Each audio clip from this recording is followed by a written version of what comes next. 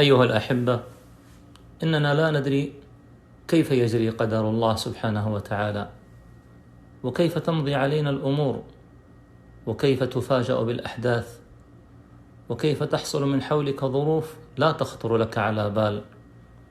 والنجاة بإذن الله أن تعتصم بالله سبحانه وتعالى، وتأخذ بالأسباب الشرعية المنجية من كل قدر قد يفاجئك من حيث لا تشعر. احرص على أذكار الصباح والمساء، ومنها بسم الله الذي لا يضر مع اسمه شيء في الأرض ولا في السماء وهو السميع العليم 3 مرات صباحا ومساء. واحرص على قول بسم الله توكلت على الله ولا حول ولا قوة إلا بالله كلما خرجت من منزلك. واحرص على أن تقول دعاء المنزل في كل مكان تنزل فيه مرة واحدة: أعوذ بكلمات الله التامات من شر ما خلق.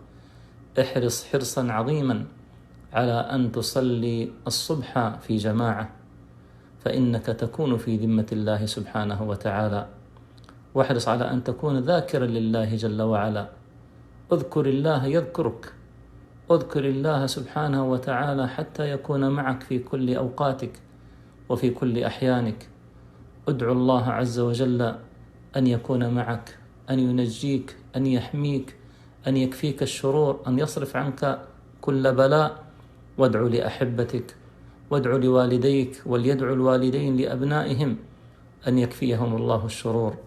واستعد لملاقاة الله، فإنك لا تدري كيف تكون لحظة الوفاة. ألم تسمع قول الله: وما تدري نفس ماذا تكسب غدا، وما تدري نفس بأي أرض تموت. اللهم أحسن ختامنا.